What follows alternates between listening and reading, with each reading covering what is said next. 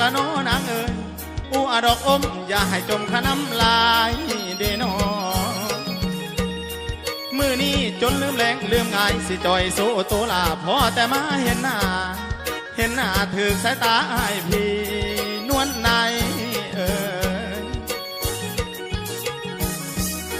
แพงเอ๋ยไผกะหอมกินนองอยากไม้ปอห่วมเสือนอนข้าวพร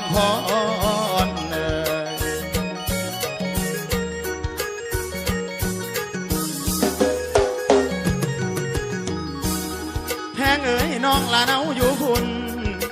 นได้สร้างก่อกระทำกินยังน้องโอ้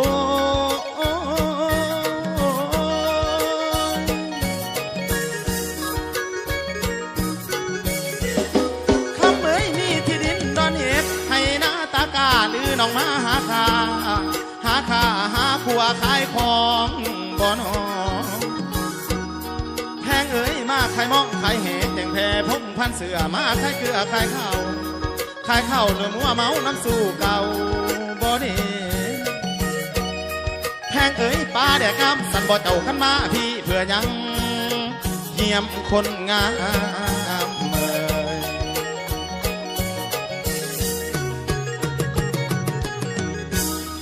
เกี่ยวกันเอาสารวันเกี่ยวกัน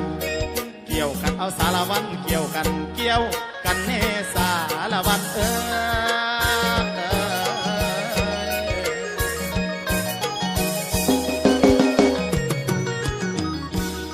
หรือว่าการจัดตั้งให้น้องอุ่นโฆษณาบอก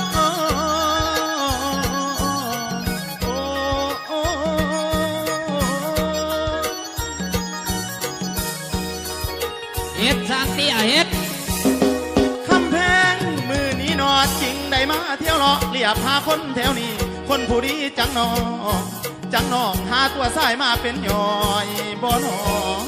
แพงเอ๋ยไผกะหอมกินน้องอยากไม้ปอห่วมเสือนอนข้าวพรพ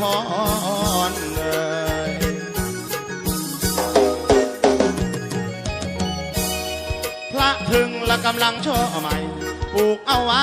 อยู่ในแดนดงรูปหล่อละให้ออกมาโค้งลำวงไว้ลำวงสารวันลำวงไว้ลำวงสารวันปากซองบริเว